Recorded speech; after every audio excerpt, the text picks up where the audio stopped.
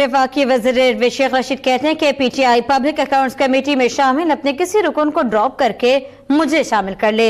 अल्लाह नवाज शरीफ को सेहतियाब करे, लेकिन ये एक और एनआरओ की तैयारी कर रही हैं। फैसल इब्राहिम की रिपोर्ट है। पाकिस्तान रेलवे हेडक्वार्टर लाहौर में इजलास के बाद मीडिया से गुफ्तगू करते हुए वफाकी वजीर रेलवे शेख रशीद अहमद एक बार फिर मुखालफीन पर खूब बरसे। कहा कि 121 केसेस में नामजद शख्स जिसके तमाम रिश्तेदार करप्शन करके भाग गए हों, वो किस मुंह से एहतसाब करेगा। पब्लिक अकाउंट्स कमेटी की ज़ैली कमेटी की सरबराही उन्हें सौंपी जाए, वो नून लीग के मामलात का ऑडिट करेंगे।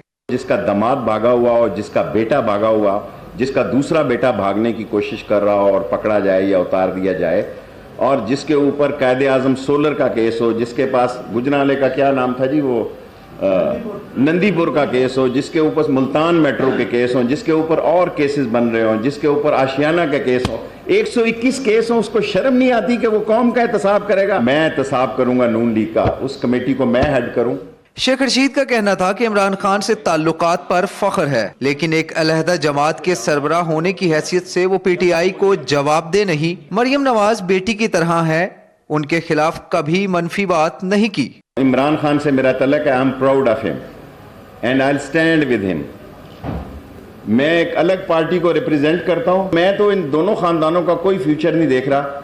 मेरी ख्वाहिश है कि बिलावल इस जद में ना आए। दूसरी जानिब सेक्रेटरीज के इजलास में शिरकत के बाद मीडिया से बात करते हुए शेख रशीद का कहना था कि IMF के पास तो जाना ही पड़ेगा, मगर अवाम पर कम दबाव डालेंगे। मिलावट करने वालों को सूली पर लटका दें, मगर दुकानें ज्यादा देर बंद नहीं करनी चाहिए।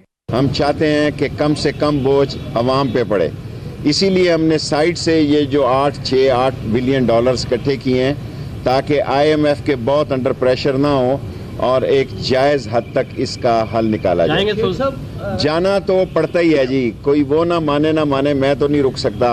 वजीर रेलवे ने सिंधी सकाफत की तर्ज पर रोहड़ी रेलवे स्टेशन की तामीर नौ की नवीद भी सुना दी। कैमरामैन अदनान हाशमी के साथ फैसल इब्राहिम, लाहौर अब तक।